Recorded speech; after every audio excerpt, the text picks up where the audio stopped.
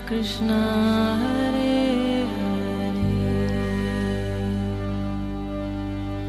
हरे हरे राम राम राम हरे हरे।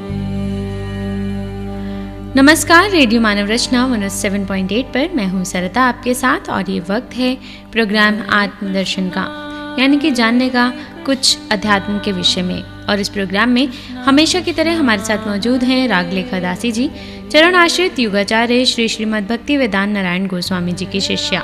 रागलेखा दासी जी, आपका बहुत बहुत स्वागत है हमारे स्टूडियो में। हरे कृष्णा। जैसा कि आप सब जानते हैं कि पिछले कई एपिसोड से हम बात कर रहे हैं श्री श्री भगवद भागवतामृतम के बारे में, और इसके दूसरे उपाख्यान की चर्चा आजकल हम कर रहे हैं अपने इस प्रोग्राम आत्मदर्शन में।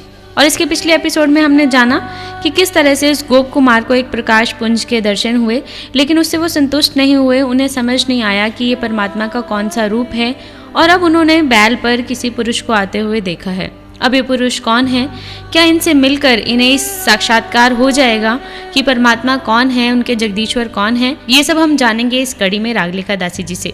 जी रागलेखा दासी जी, इसके बाद क्या हुआ जब उस गोप कुमार को एक बैल पर पुरुष आते हुए दिखा? जी, गोप कुमार ने बैल पर एक पुरुष को आते देखा तो उन्होंने देखा कि वो पुरुष कर्पूर की भांति गौर वर्ण के थे और उनके 3 नेत्र थे, वो दिगंबर थे जी। और उनके सिर पे आधा अर्ध चंद्रमा था जी। और वो ललित गंगा जल द्वारा प्रक्षालित जटा वाले थे। जटाओं में गंगा जल निवास कर रही थी जी। और अस्थियों की मनोहर माला उन्होंने पहनी हुई थी और हाथ में त्रिशूल धारण किए हुए थे। उनकी गोद में विराजित पार्वती देवी प्रेम से तृप्त हो रही थी।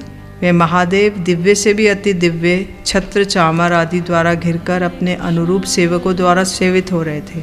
तो कोई सेवकों से परिवृत थे, कोई सेवक छत्र लेकर खड़े थे, कोई चावल डुला रहे थे।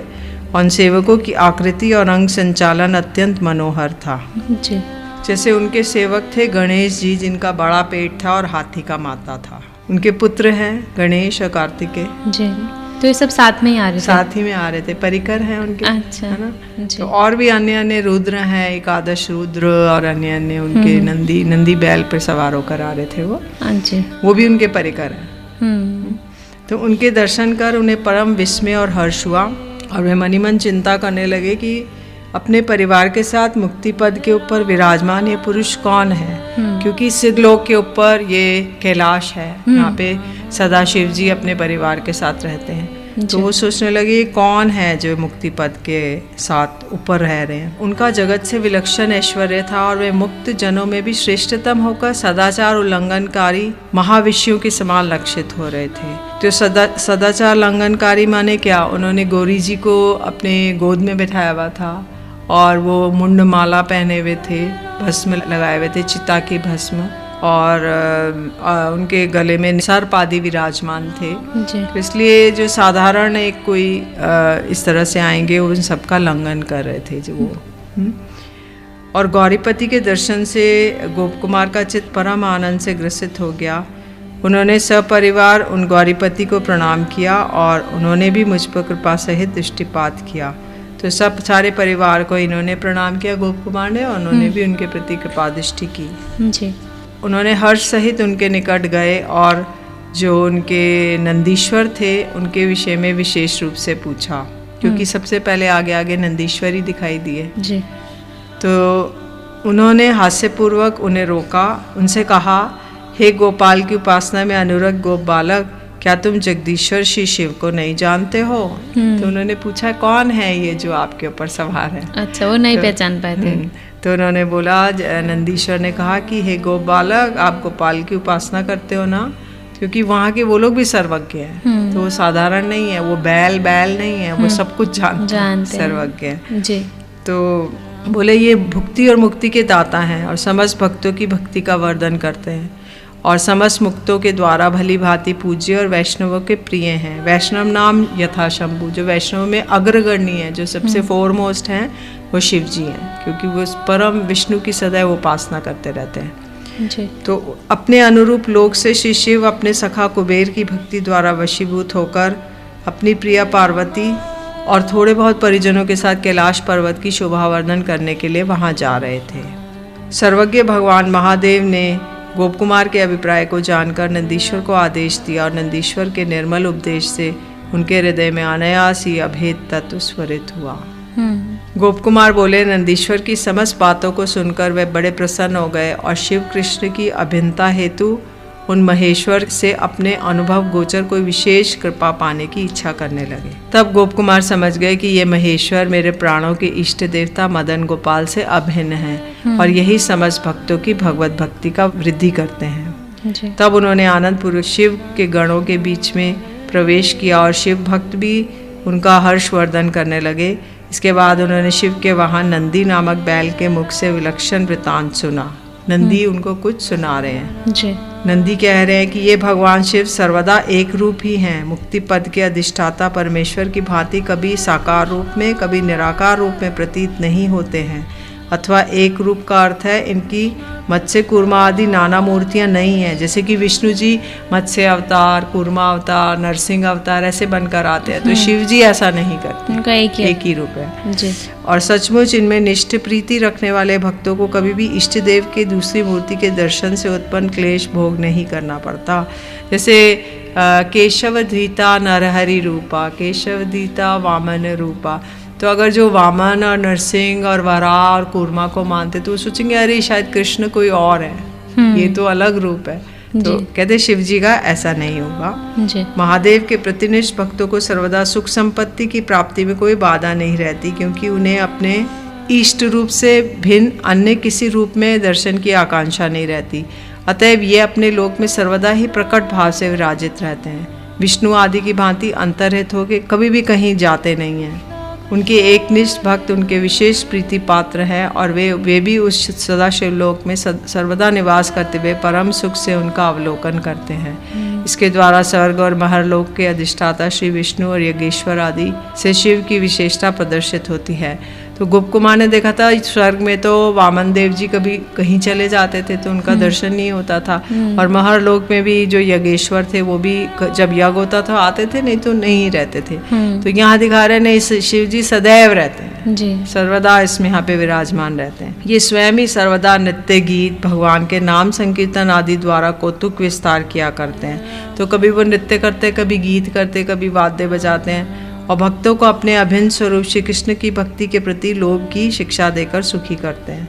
तो ये कृष्ण को कृष्ण भक्ति की शिक्षा देते हैं भक्तों को। और भगवान का नाम संकीर्तन, आदर और प्रेम से रोदन आदि नारद आदि भक्त अवतारों की भांति वे भी भक्त अवतार है, अर्थात श्री भक्ति में कृष्ण भक्ति में निमग्न रहते हैं। श्री शिव जगत के ईश्वर होके भी दास की भांति नित्य ही अपने प्रिय सहस वदन शेष मूर्ति भगवान का प्रेम सहित अर्चन करते हैं।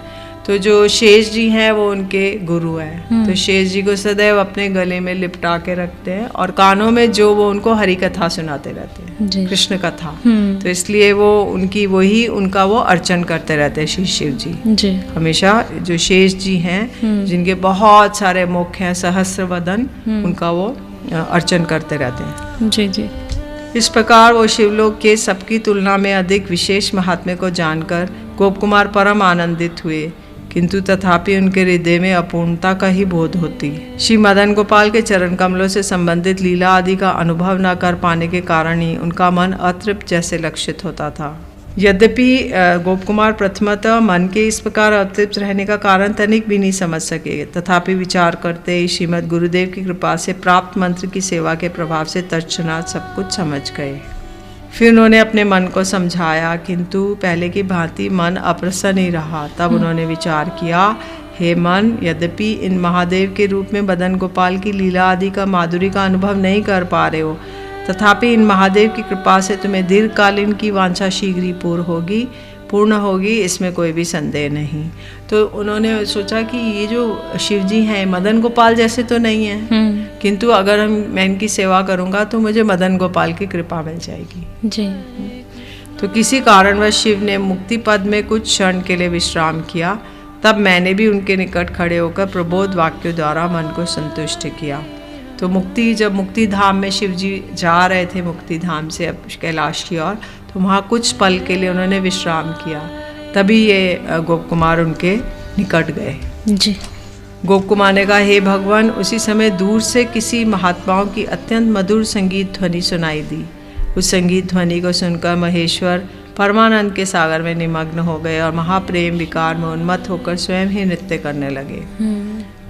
पतिव्रता शिरोमणि पार्वती जी भी नंदी आदि गणों के साथ वाद्य संकीर्तन आदि द्वारा प्रभु का उत्साहवर्धन करने लगी। तो कोई वाद्य बजा रहा है, कोई इंस्ट्रूमेंट बजा रहा है, कोई संकीर्तन कर रहा है, सब लोग मिलकर नृत्य गीत करने लगे जी। उसी समय गोप कुमार ने देखा कि मनोहर 4 भुजाओं वाले किशोर अवस्था के सौंदर्य और माधुर्य से युक्त कुछ पुरुष उस स्थान पर आए। तो अब उन्होंने देखा कि कुछ 4 भुजाओं वाले किशोर पुरुष आए। अच्छा। वे वैकुंठ पार्षद भूषणों के भी भूषण स्वरूप थे तथा अपनी अंग कांति के द्वारा शिव के गणों को आच्छादित कर रहे थे। अपने ईश्वर की महाकीर्ति के गान के द्वारा वे आनंद रस में निमग्न हो रहे थे। तो अपने प्रभु की गुण कीर्ति गा रहे थे, वो नाम संकीर्तन कर रहे थे और वाद्य बजा रहे थे और बड़े आनंद मग्न होकर जा रहे थे। तो उनकी इतनी कांति थी कि एकदम शिव गणों के ऊपर वो एकदम बड़ी जोर का प्रभाव डाल रहे थे। जी। रेडियो मानव रचना 107.8 पर मैं हूँ सरिता, आपके साथ प्रोग्राम चल रहा है आत्मदर्शन और बात हो रही है श्री श्री भागवतमृतम के उपाख्यान के विषय में। ये उपाख्यान जहाँ पर साधन और साध्य का पता लगाया जा रहा है। श्री कृष्ण का सर्वश्रेष्ठ कृपा पात्र तो हमने जाना इसके पहले उपाख्यान में, लेकिन अब इस उपाख्यान में हम जान रहे हैं कि उनकी कृपा प्राप्त करने का सर्वश्रेष्ठ स्थान कौन सा है। और इस कड़ी में कहानी चल रही है गोप कुमार की, जहाँ पर अब उन्हें भगवान शिव के दर्शन हुए हैं। भगवान शिव के साथ वो उनका गुणगान कर रहे हैं, उस प्रभु का गुणगान कर रहे हैं। आगे क्या होता है इस कड़ी में जानेंगे, लेकिन एक छोटे से म्यूजिकल ब्रेक के बाद सुनते हैं एक प्यारा सा भजन, फिर लौट कर आते हैं। आप जुड़े रहिए रेडियो मानव रचना 107.8 FM के साथ प्रोग्राम आत्मदर्शन में। Feel good, feel live.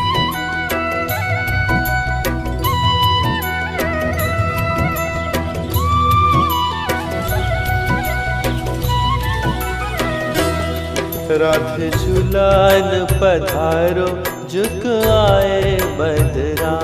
Radhe झूलन पधारो झुक आए बदरा।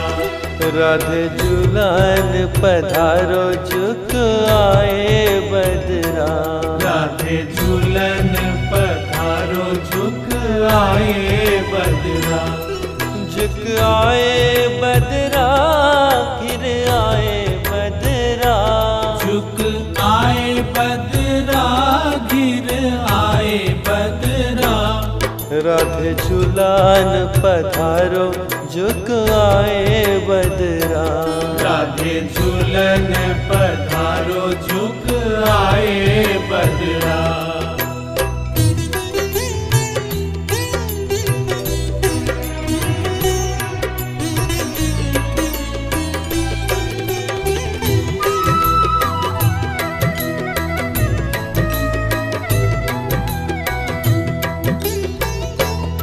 सो मान नाही कीजे हट छोड़ो रे आली। सो मान नहीं कीजे हट छोड़ो रे आली। तुम तो परम सयानी वृषभान की लाली। तुम तो परम सयानी वृषभान की लाली। राधे झूलन पधारो झुक आए बदरा। राधे झूलन पधारो झुक आए बदरा।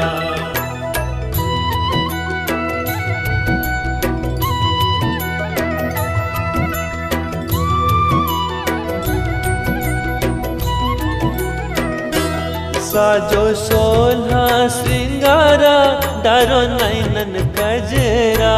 साजो सोलह श्रृंगार डारो नैनन कजरा। पहर पचे रंग साड़ी ओढ़ो श्याम चदरा। पहरो पच रंग साड़ी ओढ़ो श्याम चदरा। राधे झूलन पधारो झुक आए बदरा। राधे झूलन पधारो झुक आए बदरा।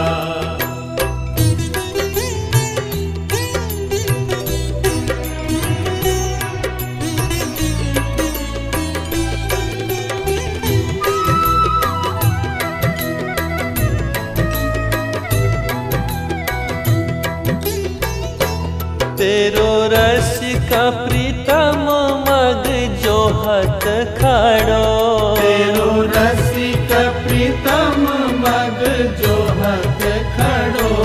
राधे जहाँ पग धरो श्याम नैना धरो, राधे जहाँ पग धरो श्याम नैना धरो। राधे झूलन पधारो झुक आए बदरा, राधे झूलन पधारो झुक आए बदरा।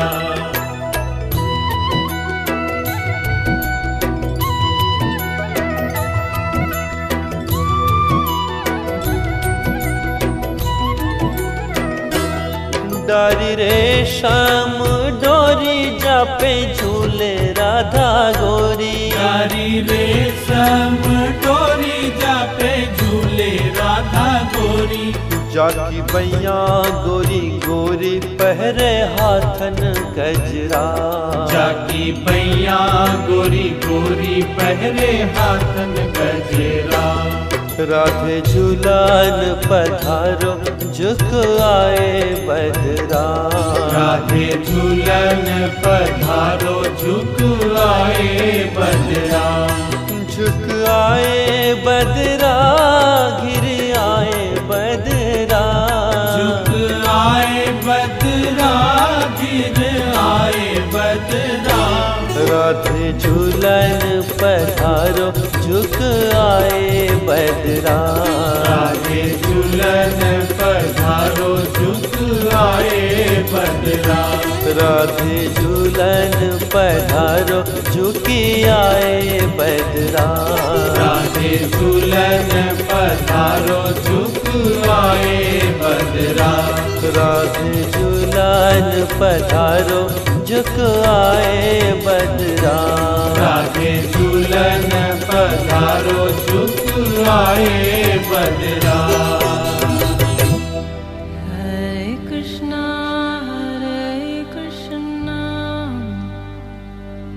Krishna Krishna, Hare Hare, Hare Rama, Hare Rama, Rama Rama, Hare Hare। स्वागत है आप सभी का एक बार फिर रेडियो मानव रचना 107.8 पर। मैं हूं सरिता, आपके साथ प्रोग्राम चल रहा है आत्मदर्शन और बात हो रही है यहाँ पर श्री श्री भगवद भागवतामृतम के उपाख्यान के विषय में। रागलेखा दासी जी से हम जान रहे हैं इसके उपाख्यान के विषय में और इस गोप कुमार की कहानी जो है हम सुन रहे हैं, जहाँ पर भगवान शिव की मंडली में वो शामिल हो गए हैं और नंदी बैल ने उन्हें उनके स्वरूप का दर्शन कराया, उनके गुणों से अवगत कराया। तो यहाँ पर अभी आगमन हुआ है कुछ पुरुषों का जिनकी बहुत ही तेज कांति है। कौन है ये, जानते हैं इस कड़ी में रागलेखा दासी जी से। जी, तो वे बैकुंठ पार्षद थे और उनकी 4 भुजाएं थी, भूषणों के भी भूषण स्वरूप थे। उनकी अंग कांति के द्वारा शिवगणों को आच्छादित कर रहे थे और वह ईश्वर की महान कीर्ति से आनंद रस में निमग्न हो रहे थे। जी, वचन के द्वारा उनका वर्णन करना संभव नहीं था और उनके वस्त्र आभरण आदि मनोहर थे। तपोलोक में दृष्ट जो सनक आदि 4 भाई भी इनके साथ ही थे। जो 4 भाई इन्होंने देखे थे जो 4 वर्ष के ही रहते थे नंग धड़ंग, तो वो भी इनके साथ ही थे। अच्छा। बैकुंठ पार्षदों के साथ जी। उनके दर्शन के स्वाभाविक फल से उदित जो प्रेम था, उसी से गोप कुमार का मन ऐसे आकृष्ट हो गया कि उस समय वे अंदर या बाहर में अपने किसी अन्य प्रिय विषय को जान ही नहीं पाए। थोड़ी देर के बाद उन्होंने स्वाभाविक अवस्था को प्राप्त किया, किंतु तथापि भय और लज्जावशतः उन्होंने अपने दास्य रूप दुर्घट वस्तु की याचना नहीं कर पाए। अब वो चाहते थे कि मैं भगवान का दास उनकी सेवा करना चाहता हूँ, तो उस वस्तु की याचना नहीं कर पाए, उनसे प्रार्थना नहीं कर पाए। पार्षदों के दास्य को प्राप्त करने की लालसा बहुत ही दुर्घट है, इसलिए मन ही मन भी प्रार्थना नहीं कर पाने के कारण मैं चित्त में बहुत दीनता उत्पन्न हुई। गोप कुमार के चित्त में बहुत दीनता उत्पन्न हुई। फिर उस दास्य को प्राप्त करने की लालसा भी वर्धित होकर उनके चित्त को और भी उत्पीड़ित करने लगी। तो अब उन्होंने सोचा मुझे ये जो पार्षद लोग हैं जो कि और भी प्रभावशाली हैं, इनकी दासत्व करना चाहिए। अच्छा, क्योंकि इनके बारे में जानना चाहिए कि ये लोग किसकी उपासना कर रहे हैं और कैसे इतने प्रभावशाली हैं। अच्छा, तो उन्होंने सोचा कि क्या शिव जी की कृपा से क्या ये एक बार मेरे साथ बातचीत करेंगे ये पार्षद लोग। तो ये कहाँ वास करते हैं, ये कौन है, जैसे भी हो कृपा कटाक्ष द्वारा मेरी रक्षा करें। कैसा आश्चर्य, उनको आलिंगन कर श्री रुद्र भी महाप्रेम में मूर्छित हो गए। अच्छा। तो पार्षदों से आलिंगन करके श्री रुद्र भी मूर्छित हो गए जी। तो इनके वैसे मनोभाव को जानकर शिव जी के चित्त का अनुगमन करने वाली श्री उमा जी ने गणेश को कुछ कहने के लिए आदेश दिया। तब गणेश जी कहने लगे कि ये लोग बैकुंठनाथ महाप्रभु कृष्ण के सारूप्य प्राप्त पार्षद हैं और ये बैकुंठ से आए हैं। तो मतलब बैकुंठ लोक में ही वास करते हैं ये, और भगवान के पार्षद हैं और बैकुंठ से आए हैं। ये कृष्ण के समान रूप वाले हैं, उनके जैसा रूप उनके लोक में रहते हैं और बिल्कुल उनके जैसे ही हैं जी। तो ये चतुर्मुख ब्रह्मा के अधिकार वाले छोटे से ब्रह्मांड में जा रहे हैं और थोड़ी दूर पर देखो अन्यान्य पार्षद भी उत्तरोत्तर बहुत मुखों से उक्त ब्रह्मा के अधिकार वाले बड़े बड़े ब्रह्मांडों में जा रहे हैं। चतुर्मुख ब्रह्मा से अष्टमुख ब्रह्मा 2 गुण बड़े होते हैं और उनके अधिकार वाले ब्रह्मांड भी 2 गुण बड़े हैं। इस प्रकार से अष्टमुख से 16 मुख ब्रह्मा 2 गुण बड़े होते हैं, उनका ब्रह्मांड भी 2 गुण बड़ा होता है। तो अब वो देखा कि ये पार्षद लोग जो 4 मुख वाले ब्रह्मा जी हैं उनके ब्रह्मांड में जा रहे हैं, जो कि हमारा ब्रह्मांड है, जो 50 कोटि योजन बड़ा है। किंतु अगर कुछ जो ब्रह्मा जी हैं वो 8 मुख वाले हैं, तो उनका डबल मुख हो गए, तो उनका ब्रह्मांड दुगना बड़ा है। अच्छा। इस वाले ब्रह्मांड से। और जो 16 मुख वाले हैं उनका तिगना बड़ा है। तो ऐसे करके जितने जितने मुख वाले होंगे उतना उतना मैनेज करने के लिए उतना बड़ा एरिया होगा। अच्छा। तो वो उन्होंने देखा। इस प्रकार से 16 मुख से क्रमशः करोड़ों करोड़ों मुख वाले ब्रह्मा अपने अपने ब्रह्मांडों में प्रतिष्ठित हैं।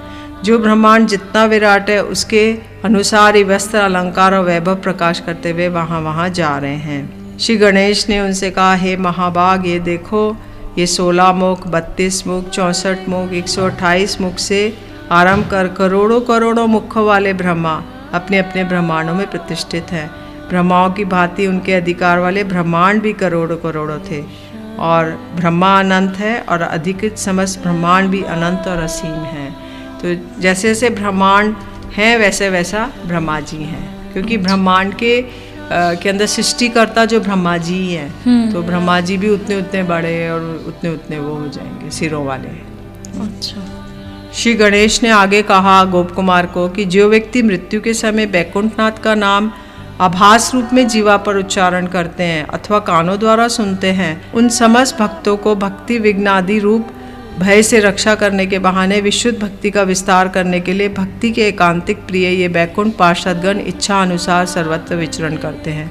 तो कहते हैं यदि कोई अंतिम समय मृत्यु के समय में अपनी जीवा से भगवान का नाम उच्चारण करेगा या कानों से भगवान का नाम सुनेगा, मान लीजिए वो नहीं बोल सकता है, उसकी जीवा स्तब्ध हो गई है, कोई रोग है, कुछ है, केवल कानों से सुनता है, तो ये बैकुंठ पार्षदगण सब जगह विचरण करते रहते हैं और उसकी सहायता करते हैं, उसको भगवान के निकट ले जाने में सहायता करते हैं जी। यदि कोई कहे कि बैकुंठ पार्षदगण उन ब्रह्मांडों में किस लिए जाते हैं, तो कहते हैं कि ये स्वेच्छा पूर्वक गमन करते हैं, किसी इच्छा से नहीं, अपनी स्वतंत्र इच्छा से जाते हैं वहाँ। और ब्रह्मांडों में जाकर वे क्या करते हैं, मृत्यु के समय जो भगवान का नाम श्रद्धा से ले, परिहास से ले, अवहेला से ले, जैसे अजामिल थे, उन्होंने अपने पुत्र का नाम नारायण लिया, लेकिन उन्होंने पार्षदों ने सोचा हमारे भगवान का नाम नारायण लेना, तो मतलब परिहास से या संकेत से भी ले, उसको भी तार देते हैं जी।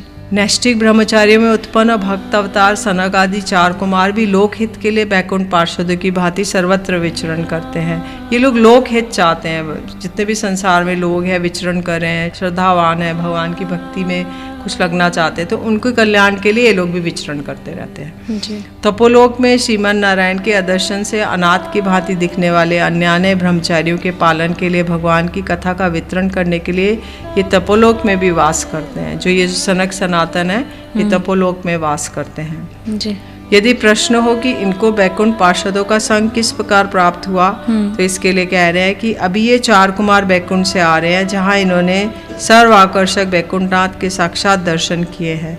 अतएव अत्यधिक परमानंद का अनुभव कर अब ये हरि भक्त पार्षदों के संसर्ग से भक्ति रस पान कर रहे हैं। तो ये लोग बैकुंठ गए थे और वहाँ पे भगवान का दर्शन किया, फिर उसके बाद ये बड़े प्रेमानंद में आ रहे थे, तो इन्होंने ये पार्षदों का संग किया जो लोग हरि संकीर्तन कर रहे थे, तो ये लोग भी संकीर्तन करते करते आ रहे हैं। जी, रेडियो मानव रचना 107.8 पर मैं हूँ सरिता, आपके साथ प्रोग्राम चल रहा है आत्मदर्शन। श्री श्रीमद् भागवतामृतम के उपाख्यानों का वर्णन किया जा रहा है। राग लेखा दासी जी से जान रहे हैं बहुत कुछ इस कड़ी में, और भगवान शिव की स्तुति करते करते अब उन्हें दर्शन हुए हैं उन 4 पार्षद लोगों के जो आए हैं यहाँ पर भ्रमण करते हुए और भगवान का यशोगान कर रहे हैं। बैकुंठ लोक से आए हैं, इसलिए उनकी कांति, उनकी चमक भी बिल्कुल भगवान विष्णु जैसी है, भगवान कृष्ण जैसी है। आगे इस कड़ी में बहुत कुछ है, इस कहानी में बहुत कुछ है जानने के लिए, जानेंगे लेकिन अपने अगले एपिसोड में, क्योंकि अभी वक्त तो चला है हमारे यहाँ से जाने का। अगले हफ्ते फिर आपसे मुलाकात होगी, इस कड़ी को जारी रखेंगे। अभी के लिए राग लेखा दासी जी आपका बहुत बहुत शुक्रिया हमारे स्टूडियो में आने के लिए और इतनी ज्ञानवर्धक बातें हमसे शेयर करने के लिए। हरे कृष्णा। अगले एपिसोड में फिर मुलाकात होगी, इस गोप कुमार की कहानी को जारी रखेंगे। तब तक के लिए सुनते रहिए रेडियो मानव रचना 107.8 FM पर आने वाले और भी प्रोग्राम्स को। Feel good, feel live, good, feel live, good, feel live, good, feel